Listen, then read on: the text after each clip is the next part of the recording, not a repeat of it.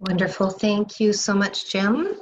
For the District Governor, Jim Ferguson, District Governor-elect Jim Ferguson. Thank you. Thank you so much. It's great to have you on with us tonight as well. And I'd like to welcome each of you. Thank you so much for joining us for our Connect Over Coffee.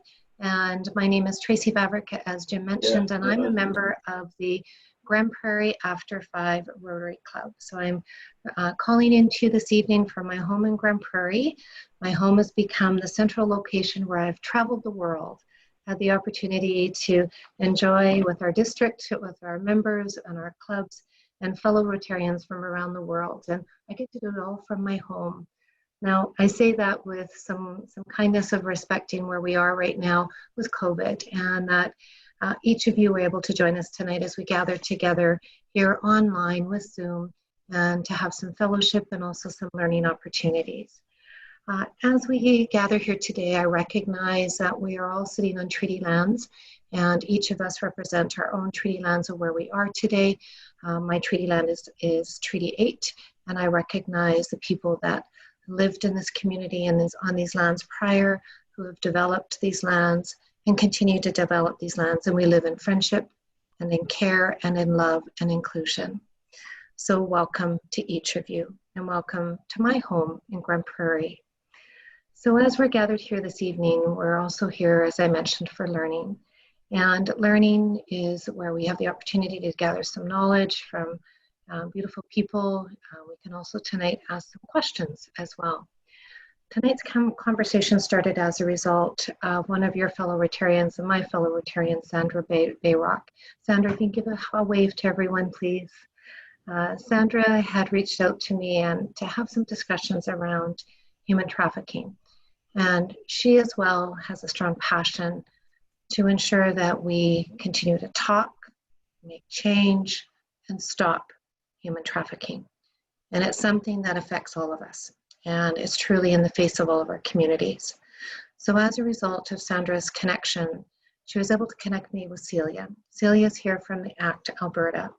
And Celia's going to share with us some information from her portfolio and her perspective as the interim executive director. So I thank you, Celia, for being available. You and I have had the opportunities to connect already prior to tonight.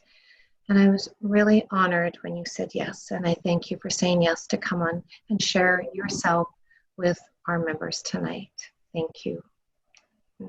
So Celia is joining us from Edmonton. She is up in the Edmonton area. Her home is normally in the Calgary area, but she's in the Edmonton area for meetings, and I'm sure she has lots to share from that with what she's talking about right now. She's in Edmonton.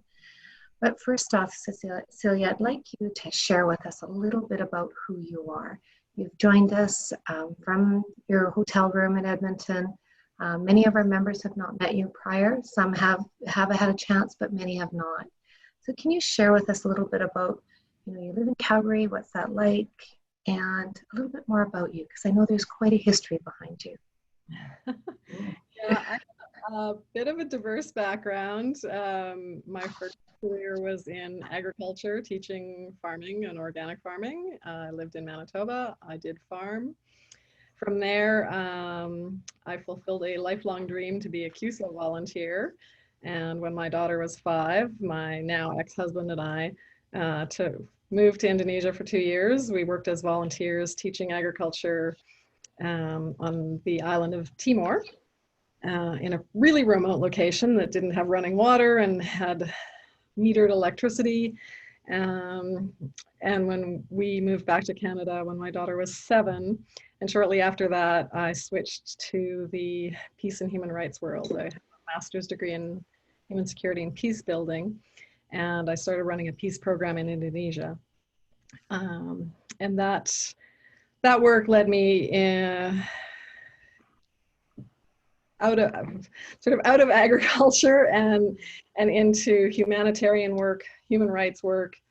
And my most recent work overseas was around the protection of refugees in refugee camps, preventing sexual exploitation and abuse of refugees in refugee camps, specifically by humanitarian aid workers. So while it looks like it's a wonderful place to work and people are doing good things, there are bad people everywhere doing bad things to people. I came back to Canada, and then I chose to move. I was actually living on Vancouver Island for a while, doing some contract work from there. But I have my daughter is now on a farm in Saskatchewan, so I have 2 granddaughters now. So I moved to Calgary to be closer to them without moving to Saskatchewan. and I love doing contract work. I like doing short-term projects that I can start and finish. And so I've taken on the interim executive director position with ACT Alberta. I'm here for approximately 5 months, just sort of rebuilding the organization that's gone through some organizational change lately, and doing some mentoring of some of the staff, and putting things back to place. And I will continue to do some of my overseas work, but I'm also building my own business in internal strength. So I have my hand in lots of different things. I have lots of interest. It's all about being a better human myself and helping others do the same. Well, Celia, I have to share, you know, I'm so intrigued with you. When I was reading your bio before we had a chance to connect, I was intrigued with your passion, but also the focus on peace building. And as you know, as Rotarians, our focus as well is to have more peace in the world and peace building and positive peace too as well. So as you now are sitting in the chair of interim director at ACT, which is the Action Coalition on Human Trafficking Alberta, tell me why that's important. Share what it is and why you're involved. Tell us a little bit more, because many here aren't familiar with ACT. It's something that is new to them, and they're just learning about it tonight. Yes, you know, for a long time, because I worked overseas in areas where people were really exploited, even for me, it was a shock to see how extensive human trafficking is here in Canada. The Action Coalition on Human Trafficking Alberta, which is the long name for ACT Alberta, has been around, you know, they started in 2007, incorporated in 2010. So it's the longest running organization in Alberta that works with victims of all forms of human trafficking. So sex trafficking, labor trafficking, and there is organ trafficking as well.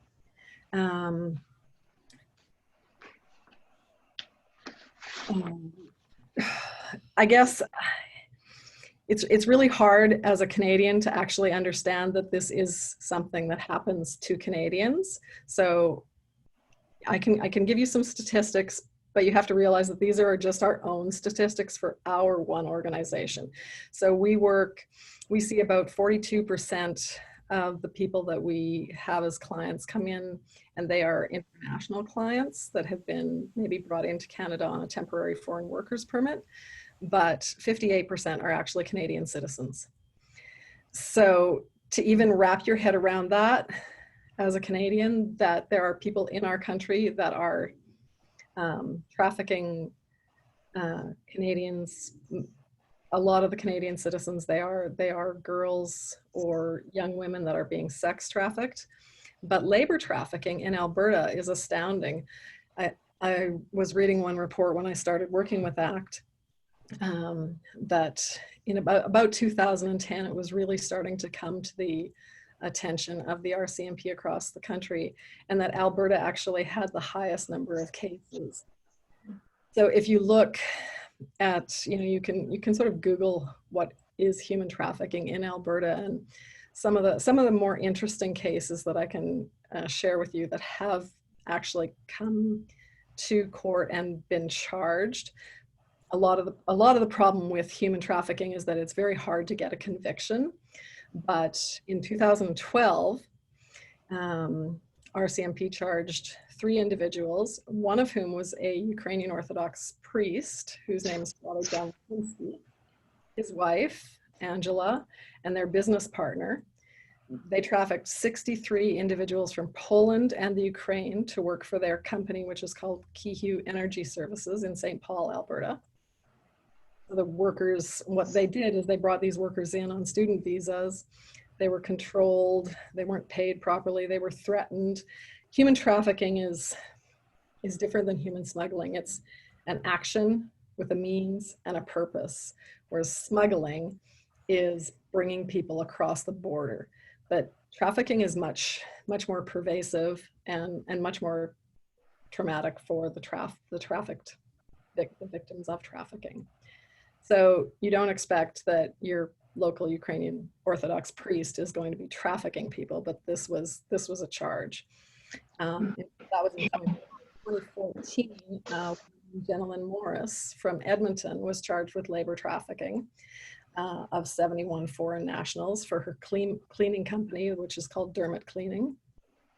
And in 2017, well, it started in 2015, a couple from Red Deer who ran, it's now renamed, I don't know what it's called, but they still own the motel, but it was the Econo Lodge Motel in Red Deer. And they were charged with bringing in foreign workers, overcharging them for room and board, overworking them, not paying them properly. And they were also charged on human trafficking charges. And then another one in 2016, a young woman, she's 33, her name's Amanda McGee.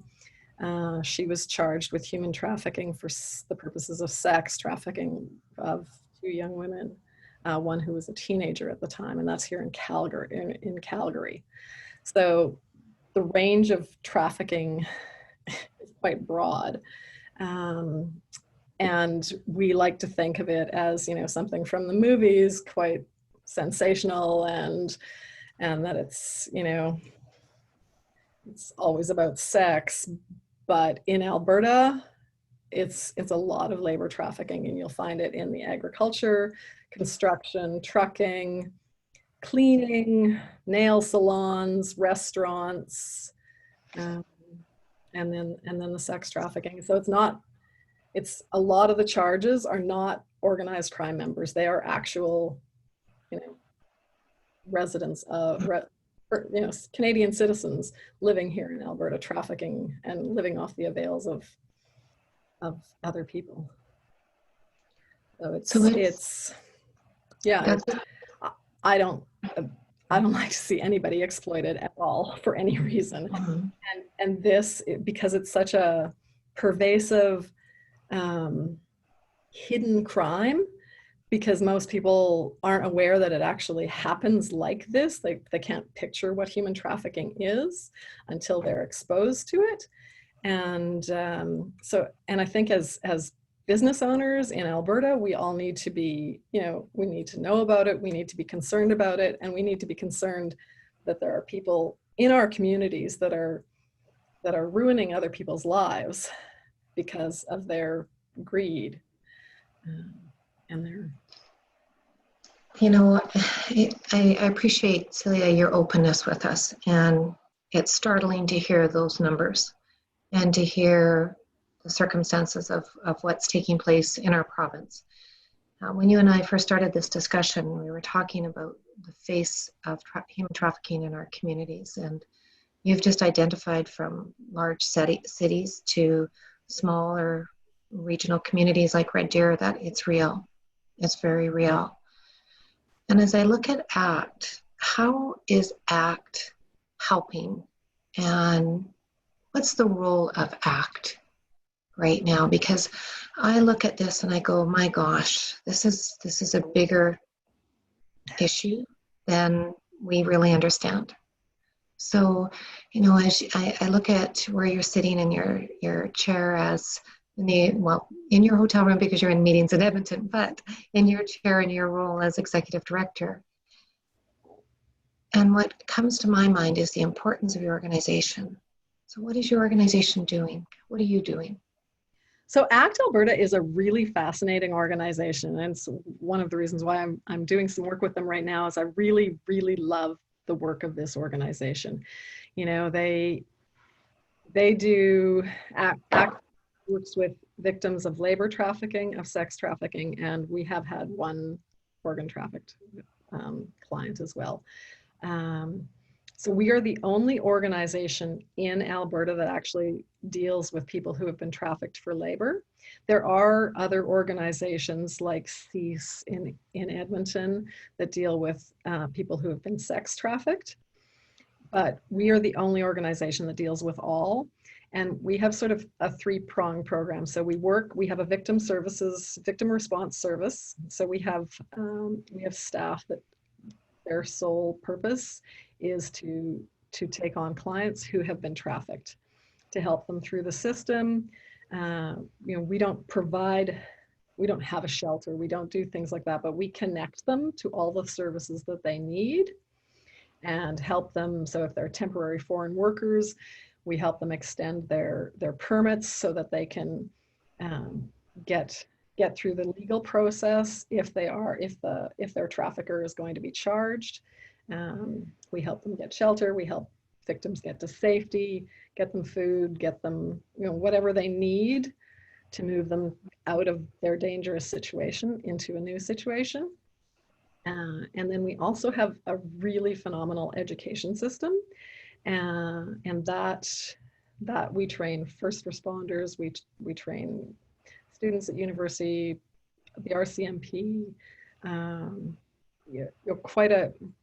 just pretty much anybody who asks us for training will get it from us.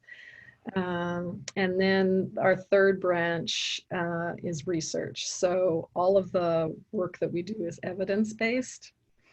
And so all of the stats and stuff like that we have, we're just based on the work that we do so that we can truly represent who's coming to us.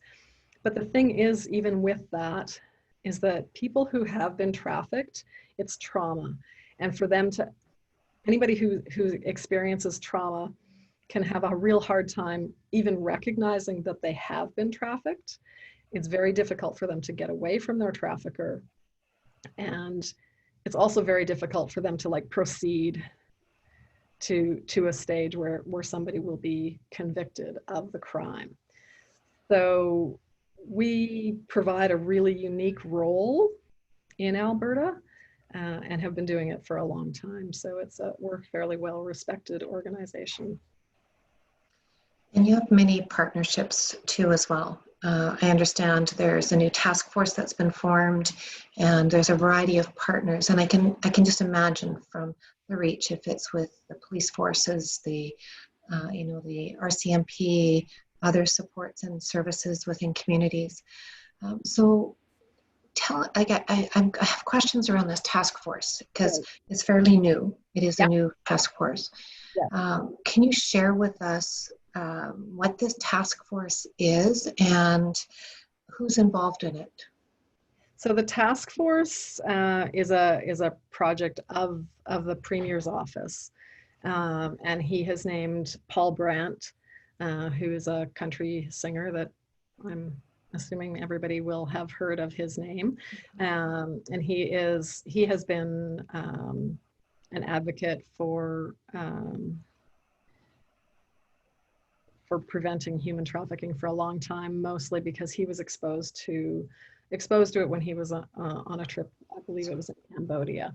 So he's the chair, and then there's a woman named Heather Forsyth, who's a general, former Minister of Children's Services, Dale McPhee, who's the Chief of Police for Edmonton, Jan Fox, who runs REACH in Edmonton, a man named Douglas Retty, RCMP officer, Patricia Vargas, who's the director at Catholic Social Services, and that was a name that ACT Alberta put forward to be on the task force.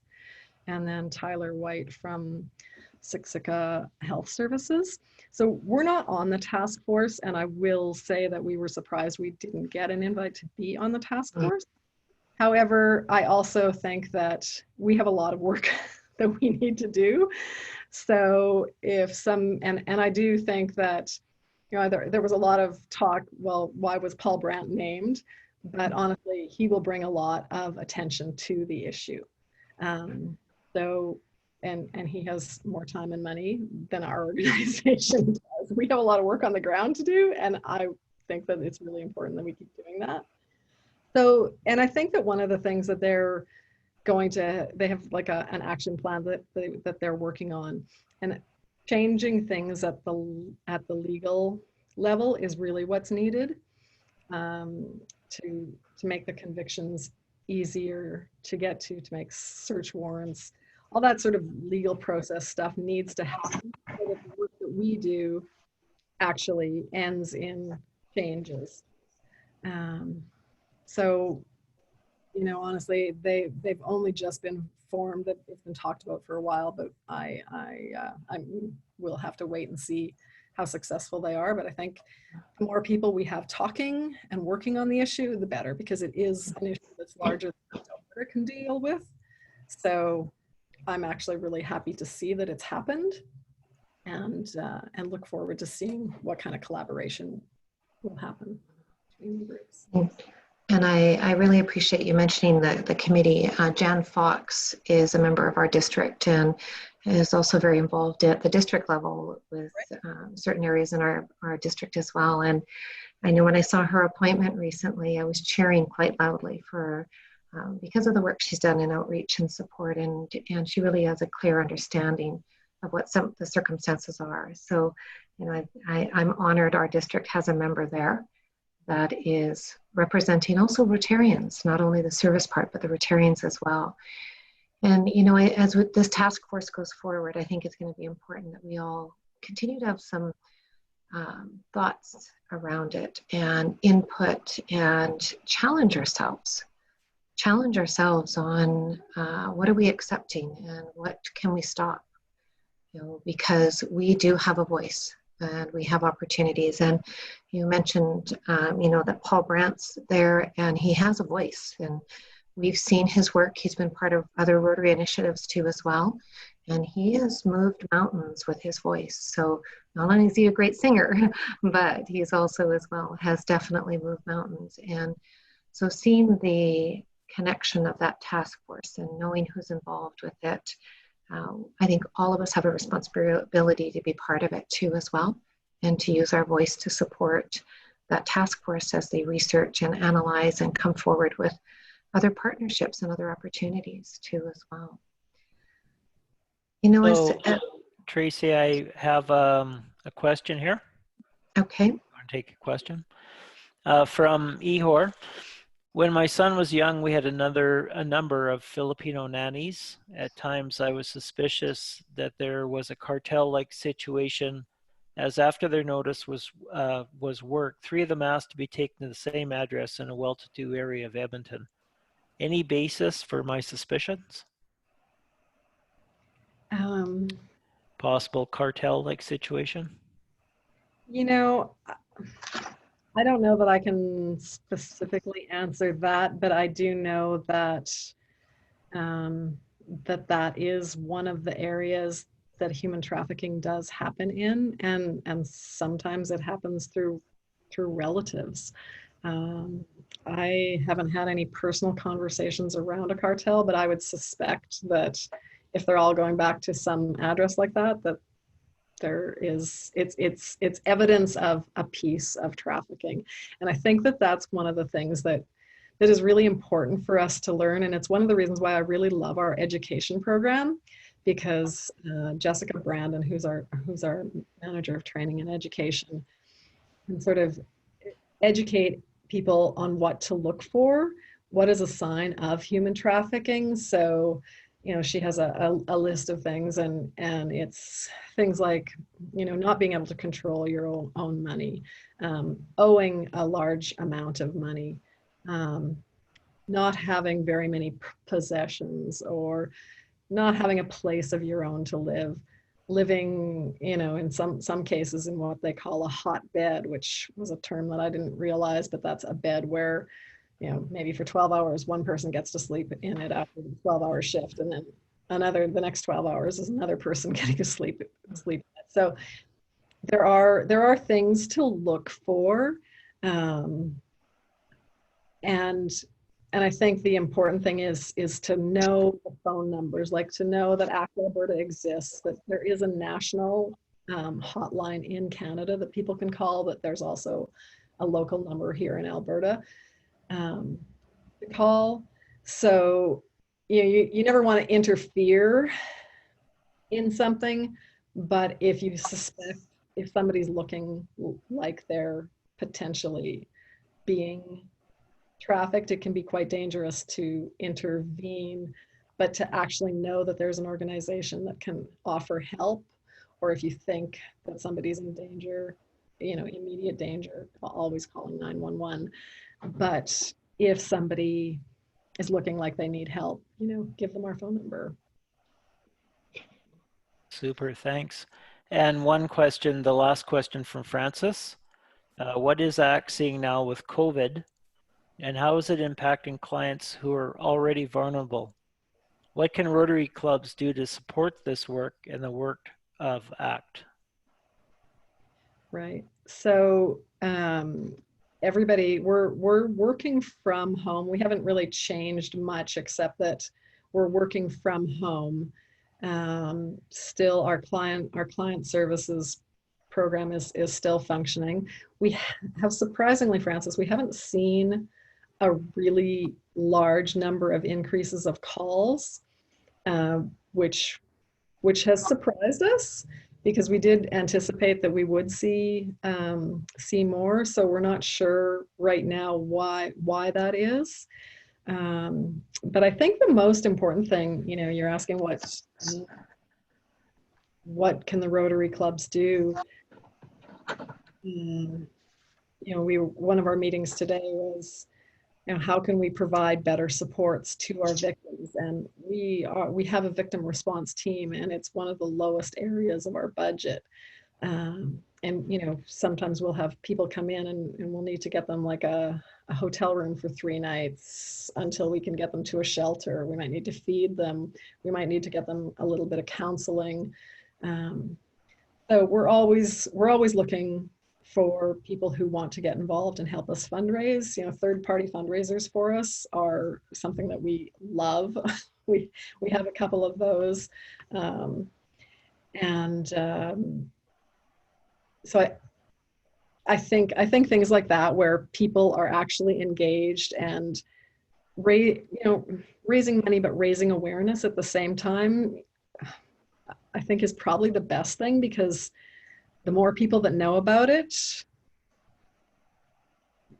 the safer our province is, who are potentially, because then people go, that's potentially a case of trafficking. Maybe I should report something.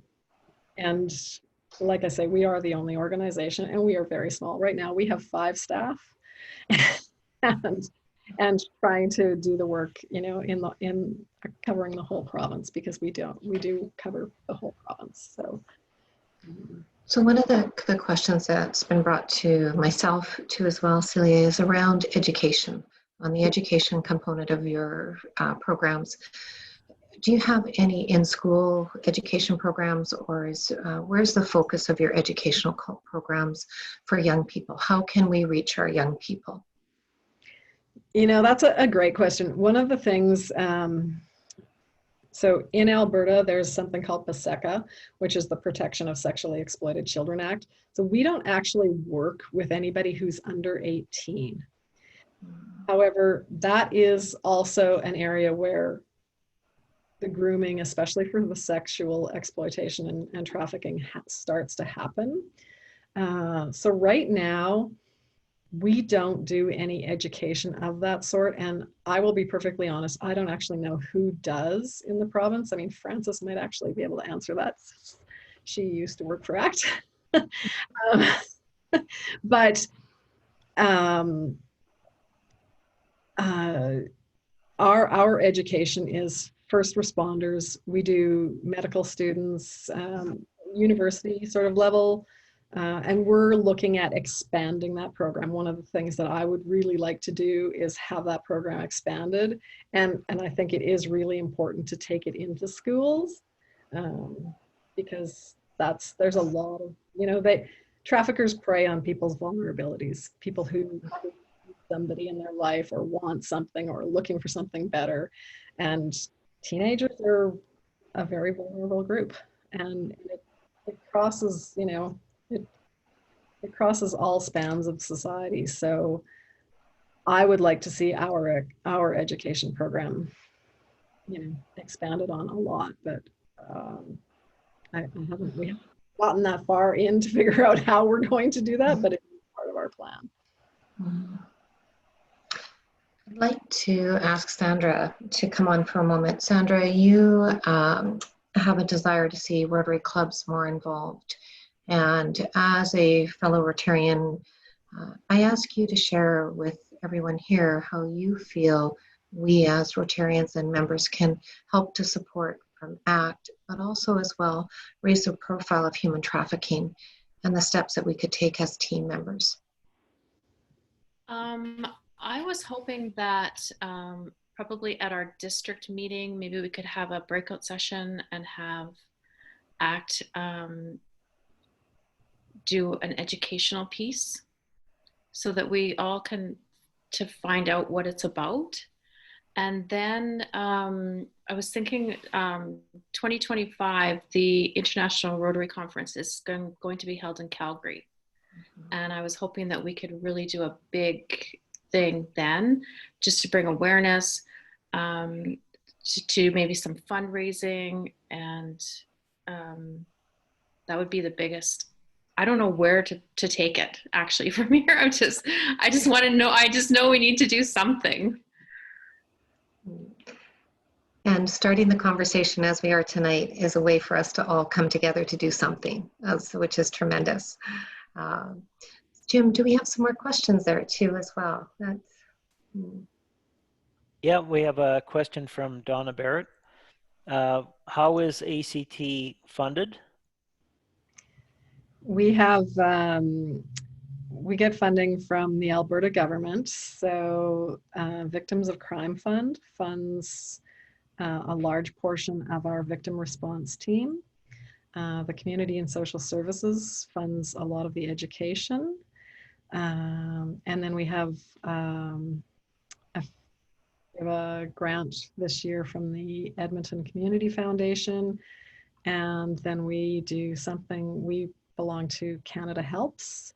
So some of the private donations come in from that. And you know, part of our reason for getting together this week is looking at how to move ACT away from being so reliant on government funds and into more making partnerships with corporations. So we're looking at how can we partner with the hotel industry. And, you know, I'm staying at the Matrix Hotel here in Edmonton right now. And they've actually supported some of the work that we've done in the past, and looking at, well, can we come up with a program where we educate and have pledges from hotels, or we certify them and all their staff so that they know what to look for in human trafficking. And they also do it as a way to help support us, because we need to get more corporate. We need to get away from government grants, which can be pretty unstable. You know, we did expect a $250,000 grant from the federal government that we didn't get. So it's one of the reasons our staff numbers are lower this year than they have been, because we don't have enough money to pay any more staff right now, because one of our grants got eaten up by COVID. So we need to find other creative ways. So we actually had yesterday and today some sessions with some external fundraisers, some ideas on how to make those changes within the organization, because traditionally we have been pretty reliant on government grants. So we want to change that. Good, thanks, Celia. Yeah. Jim, do we have, I can see there's a couple there, but I just, questions? Sorry, I don't have the chat open. I just see the mark. Yeah. A comment from Donna Barrett. One of the ways that Rotary could help is through our networking opportunities. which we're doing tonight, actually. And from Lou Henderson from Camrose, there was a session on human trafficking and sexual exploitation at the Atlanta RI Convention in 2017, featuring Ashton Kutcher. That was my first introduction to the subject. I would like to know more about the situation is in Alberta. I missed part of that question. Sorry, I missed. Okay. So the question, and you've been explaining as far as the Alberta situation in human trafficking, and she wanted to know a little bit more about it. You know, how do you see it in Alberta? Do you know if it's happening quite a bit in other provinces, that type of thing? Yeah, you know, it's interesting to try to gather numbers because people always want to know, you know, what exactly is the situation, and the numbers sort of vary. So there's this national human trafficking hotline that Canada has, and they gather numbers from the organizations that they work with. The police have numbers. The RCMP have numbers. There's not like a centralized place for gathering exactly what the true stats are, and because it's such an underground crime, and it's the second largest illicit crime in the world, because you can continue to sell a human, whereas a gun or a drug, you've sold it once, you've kind of sold it. So it's a huge worldwide crime.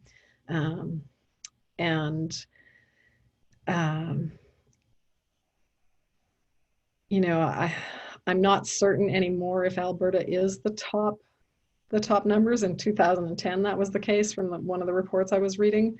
I can't say because I don't know the stats exactly, but it's growing. It's not shrinking.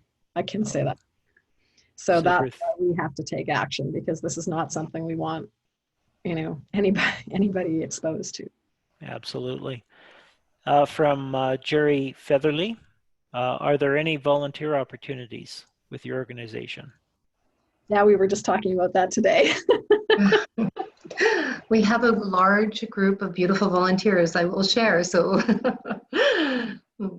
yeah, you know, it's interesting with volunteer opportunities with organizations, because depending on what they are, sometimes it takes almost a whole full-time staff person to organize volunteers. But we were looking at what can we do, and one of the suggestions we got today is, we had this really wonderful conversation with a woman who works for Blue Cross. Her name's Rebecca Smiley, and she was saying one of the things that you can do best with your volunteers in an organization like this is to keep up with our donor base. So they come in and they write personal thank you letters, and they say, you know, this is what your money did, or they give them a phone call after they've come to our Spiro Gala or come to an education program. It's that human to human connection. It's kind of like what your group does, right? It's connecting with other people on issues that matter. And so, you know, I also, and I don't know, because we haven't expanded on this, and I know it's happened in the past. In the past, we had educators in different communities, you know, talking about human trafficking. But I think that hosting, and I can sort of see this there, we've had these third-party people organize small events or large events for us, where there's a component of education, there's a component of fundraising. And I think that that's something that would really help us, because we are such a small base. And if somebody does want to volunteer, certainly give me your name, and well, I'm sure I will find something. You've got opportunities, don't you? Yes. Well, and as you know, by touching through Sandra and others with Rotary clubs, we're very passionate about serving and caring for others. And as I mentioned at the onset, was your passion for peace. It aligns so well with the passion of each of us as well, to help to have peaceful communities and countries, and where it's fair, you know, where opportunities are fair for all, and that opportunities are not taken away from people. So yeah, I think you have great potential. And one of the things I would encourage is our district clubs to connect with ACT. If it's Celia herself or others from ACT, to invite them to come in and talk to your clubs. We have this opportunity as we're doing tonight online, and Celia's made herself wonderfully available for others and for us tonight, and she has offered to help other clubs to come in and speak as well. So please, I encourage you to take some time and book either Celia or Celia. I want to keep getting an extra C to your name. I'm not sure why tonight. Celia or others from ACT to join. Jim, do we have some more questions there? Love the question time. This is where we really get the chance to hear different thoughts and ideas. So thank you, Jim, for managing the questions for us. Oh, no problem. From Sandra Coombe, how do you investigate potential trafficking situations? Well, so what happens when somebody gets referred to us or calls us, we have an intake process. And there has to be all the different elements of human trafficking. So we follow what's called the Palermo Protocol. And that means that somebody has to have taken an action. So it can be transfer, it can be transportation, receipt, harboring, recruitment. And it has to have means, so threats, abduction, coercion, fraud, deception, force, abuse of power, and a purpose. So forced labor, removal of organs, servitude, sexual exploitation, or slavery and similar processes. So for us to take on a client and call it a client of human trafficking, all those have to be in effect. And we do get, more referrals than we actually take on as clients, because some of them are sexual exploitation or, maybe some sort of labor issue, but not true trafficking. So it has to have all of those three issues to be trafficking. And then we connect, and usually during our intake process, the RCMP will be with us at that time, either in the room or by Zoom, so that the person who has been trafficked doesn't have to continue to tell their story with every new person.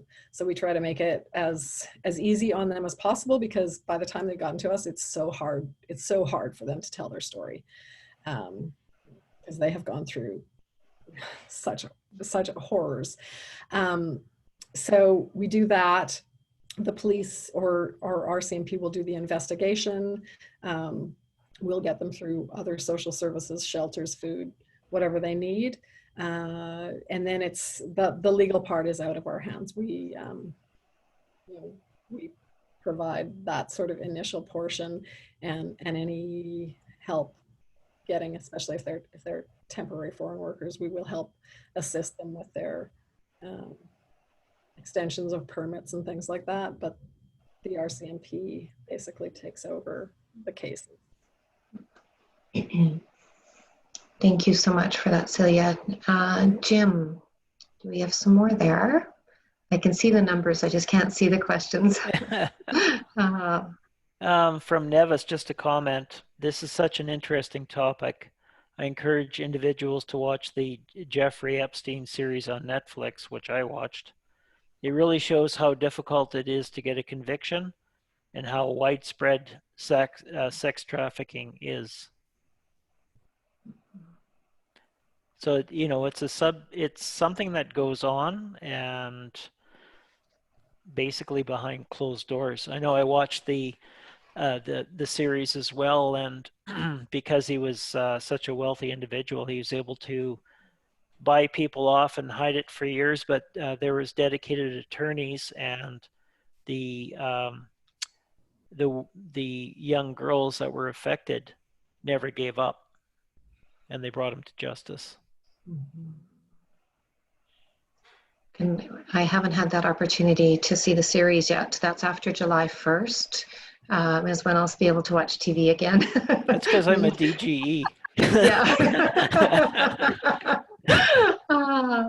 No, but thank you for sharing that, Nevis and Jim. I'm going to add that to my list for this summer to take time. And I know when I was in Atlanta, and Lou, you mentioned the Atlanta conference, and there was a lot of discussion around human trafficking. And one young girl was from Seattle area, and she just wanted to go and have some fun and enjoy some nice things and ended up meeting a gentleman through school, through post-secondary.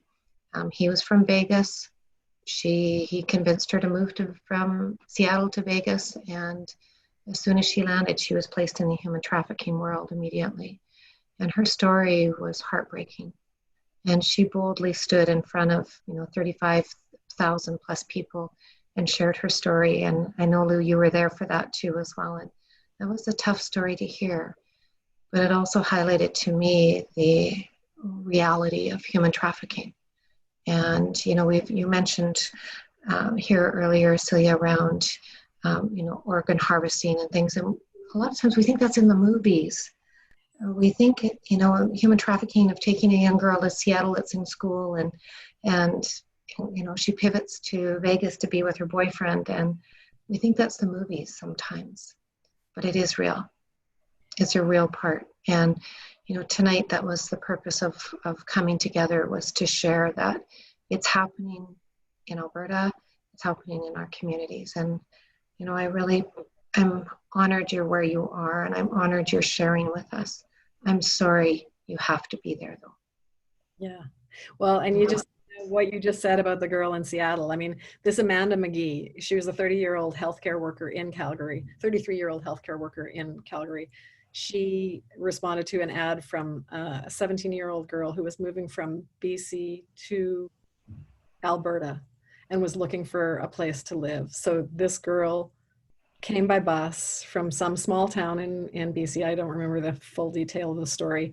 Amanda picked her up, took her home, drugged her that night, took sexually explicit photos of her, had all of her ID photographed, and then she threatened her that she would send these to her parents.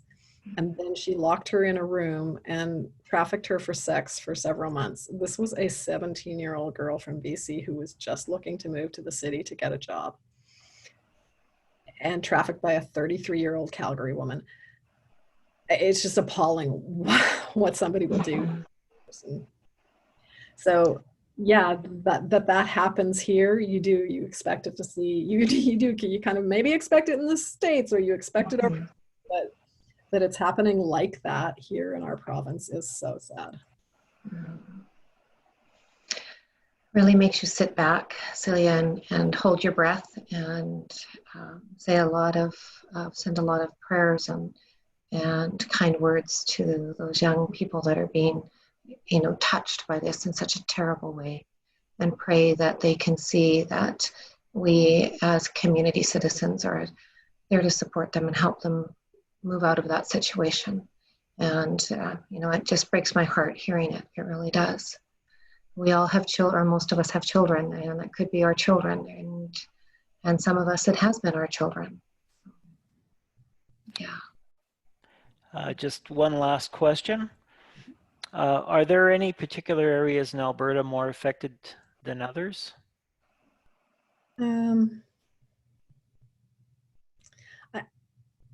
I can't say for sure because every case, it always surprises me, the stuff that's happening in some of the rural areas. I'm like, whoa, but they, especially if it's something around, energy or agriculture or construction, those rural areas where you wouldn't expect it at all, can be a problem. I think, I could say sex trafficking happens more in the city, but honestly, it happens in rural areas too. There isn't any one hot spot that I can pinpoint right now, because they just sort of pop up. But no consistent sort of one place, because if somebody does get a conviction, then that generally stops them.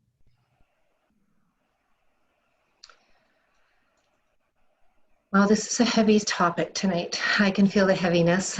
And I appreciate you, Celia, for what you do and for sharing. And I see Francis has also been leaving some really very informative comments for us in the chat box. And I thank both of you for being part of us tonight. And Sandra, for your direction and reaching out and saying we need to talk about this as Rotarians. So this is the start tonight. This is the start. It is a start for all of us to engage, to continue to talk, but also for us to look at ways that we can take action. And it may be that we offer some time in volunteerism. Maybe we offer support in helping to fund programs and to reach out in other ways that we can. But Rotarians are behind you, and I share that with you. We share this journey with you, and we're behind you. And I'm really honored you said yes to come together tonight and took time from your busy world and your personal time to share with us. So on behalf of all of our Rotarians from our district and our citizens of Alberta, I thank you. Thank you for your leadership, Celia. Well, thank you. It's an honor to speak to everybody. I really appreciate the chance to actually share this, because I think it is something that we all need to learn about. And, you know, not a lot of people want to learn about the hard issues that we deal with. Yeah. Well, if we can make a difference in the lives of our generations today and future generations, we're going to do it, because that's what we do as Rotarians. So yes. So I in closing tonight, as we get prepared to leave, I thank all of you for your leadership and your care of your communities. We have members here from all around the district, and we appreciate you. We appreciate your care for others, your demonstration to make a difference in the world. We know that through Rotary we have the chance to serve, but we also connect and we change lives. And tonight we heard some areas that we can take further action in. And I encourage all of you, as I said earlier, please invite Celia, invite ACT, raise the conversation with your clubs, your families, your friends. We do have a responsibility to do so. And as we close, I'll just also invite you as well to our next two events. So as you know, our Rotary District year, it closes on June 30th, and we start our new district year on July 1st. So up and coming between now and July 1st, we have on June 22nd, we have our training session with Volunteer Connect. And so if you didn't or weren't able to join us for our last session where we had Volunteer Connect and the Government of Alberta come forward with us with District 5360. We talked about ways we can find more service opportunities within our district and within District 5360 to help to serve our communities through COVID and beyond. We know the importance of Rotarians. We are more important now than ever, especially as we venture through COVID. We know we're going to move into recovery stage and rebuilding stage at some time, and our communities are going to need this even more. So we do have a further training session regarding the Volunteer Connect on June 22nd, and it is via Zoom online, so you can join us, and it's from 5 till 6. You can register on the Facebook page, or you can register via the newsletter where the link was included as well.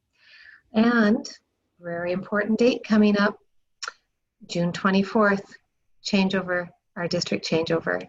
And I'm honored to invite all of you to come and share with us as we celebrate the closing of the 2019-20 year and move into celebrating the launch of the 2020-2021 Rotary year. So come and join us and share in celebration, share in friendship, and share in peace. So as we end tonight and we close, stay well, dear friends, and thank you again for who you are. Good night.